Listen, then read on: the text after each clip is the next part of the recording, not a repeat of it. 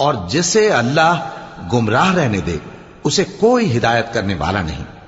ان کو دنیا کی زندگی میں بھی عذاب ہے اور آخرت کا عذاب تو بہت ہی سخت ہے، اور ان کو اللہ کے عذاب سے کوئی بھی بچانے والا نہیں۔ جس جنت کا پرہیزگاروں سے وعدہ کیا گیا ہے اس کی شان یہ ہے کہ اس کے نیچے نہریں بہ رہی ہیں، اس کے پھل ہمیشہ باقی رہنے والے ہیں اور اس کے سائے بھی۔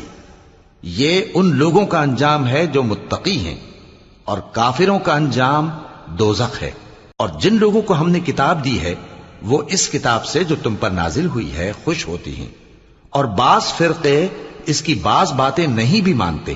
کہہ دو کہ مجھ کو یہی حکم ہوا ہے کہ اللہ ہی کی عبادت کروں اور اس کے ساتھ کسی کو شریک نہ بناؤں۔ میں اسی کی طرف بلاتا ہوں اور اسی کی طرف مجھے لوٹنا ہے۔ اور اسی طرح ہم نے اس قرآن کو عربی زبان کا فرمان بنا کر نازل کیا ہے۔